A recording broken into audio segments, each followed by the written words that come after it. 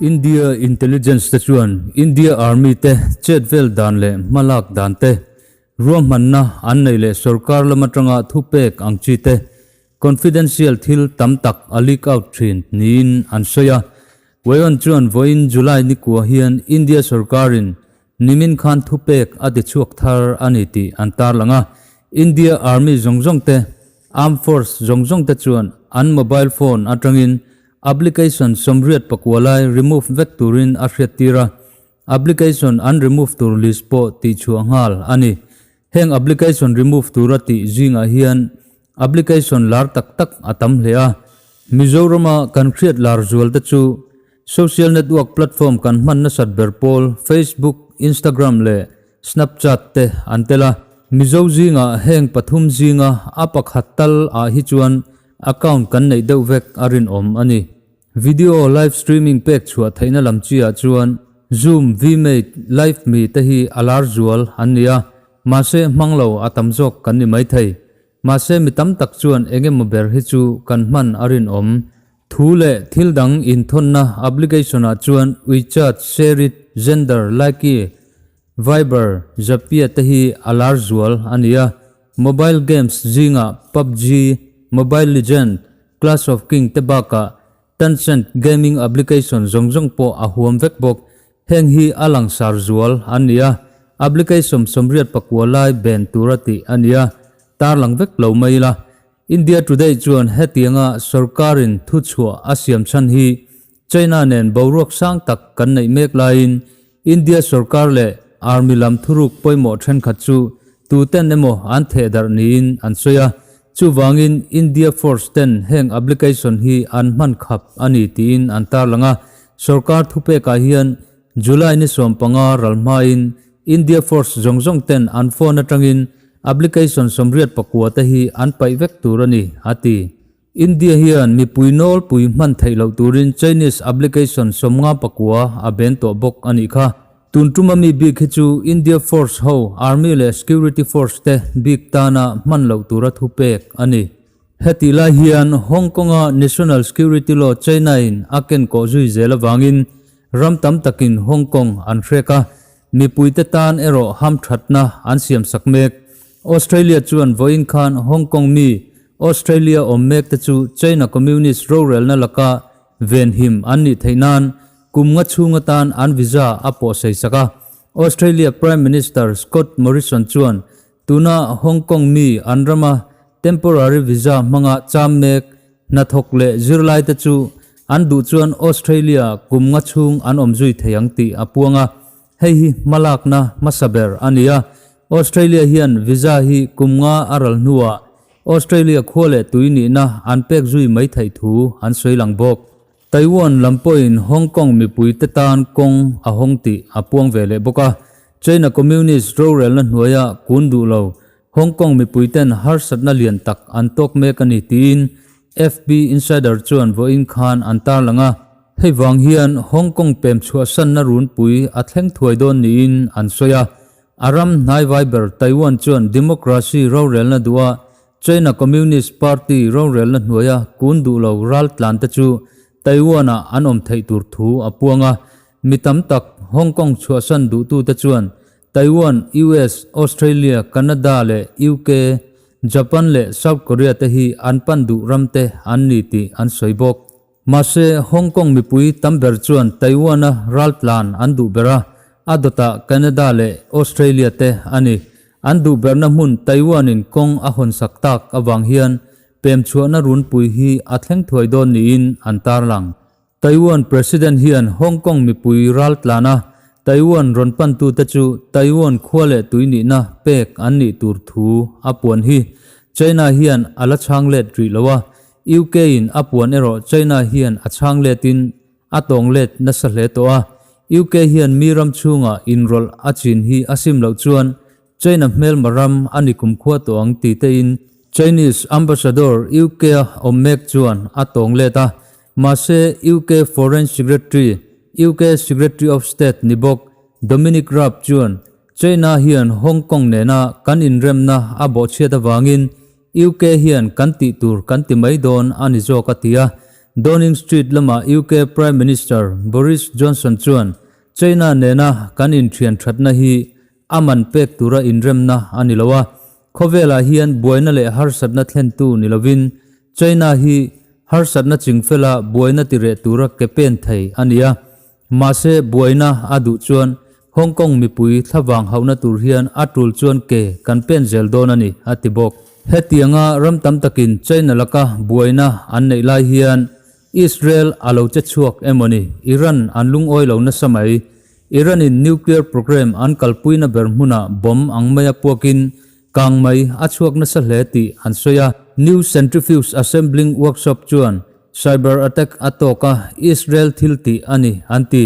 mase Israelin engma ansoi dulo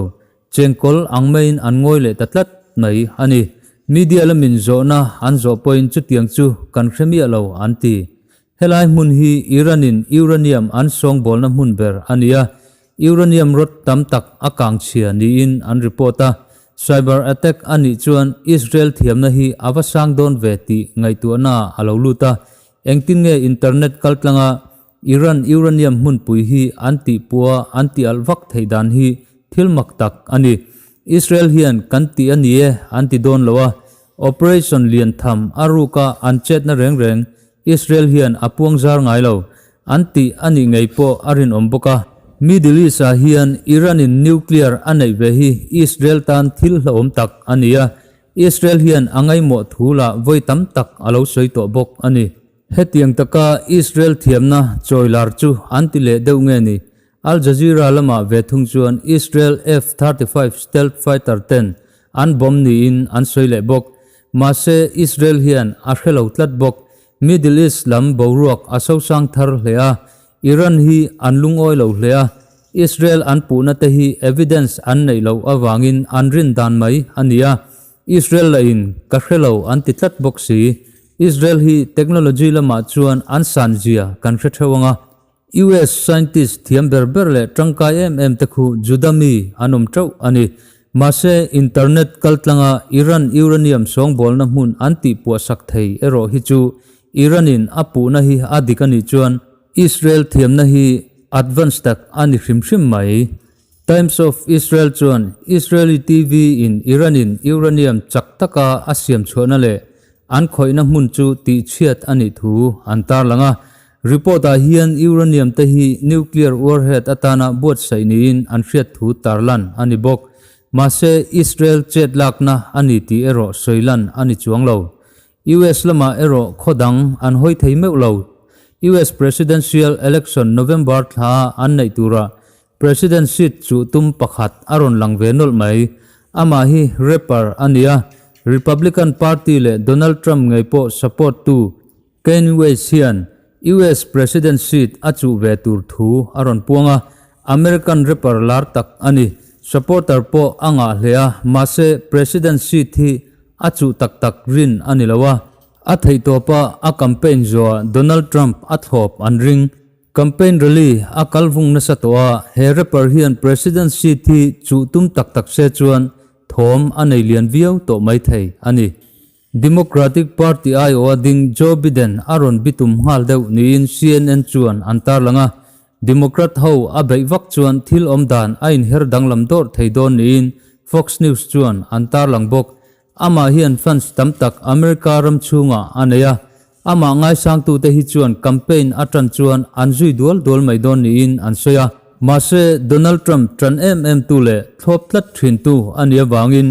mipui tam tak rilru anhe nuwa in nuk dokin Trump vote turin ama thop tu te zongjong chu ati le mai an ring ani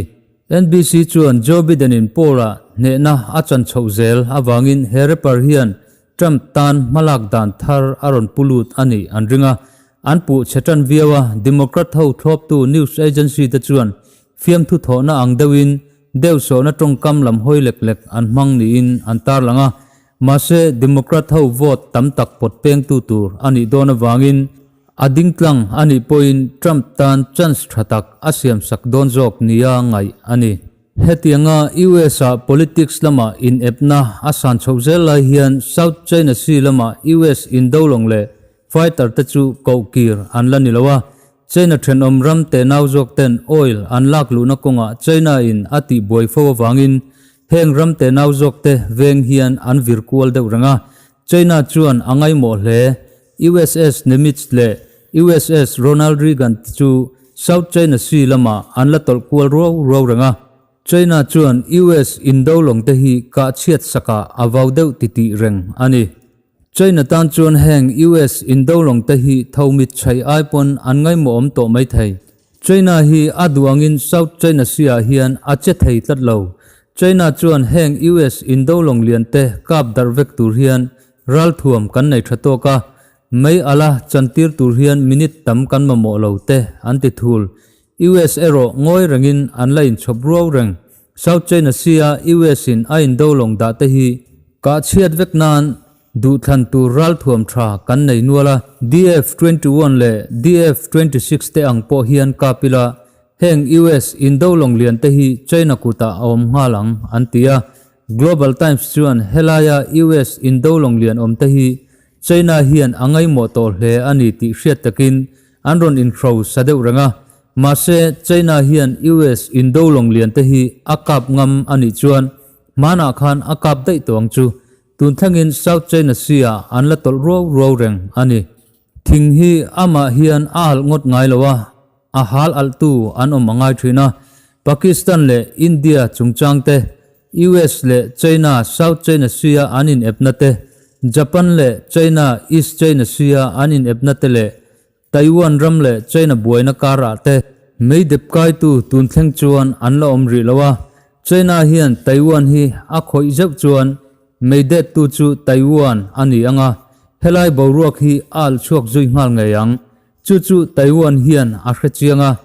US lo chanin Hong Kong thawang an hauna thei hlea China hi an hlau lem lo asa se tur China hian achang khar ranga atlol le thina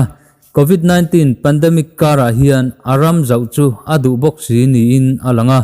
Taiwan hi Hong Kong zoa China target ni in FP insider chuan antar langa mase zo te chu tunge 3 or tirta ang tia bok hian atop le mayangem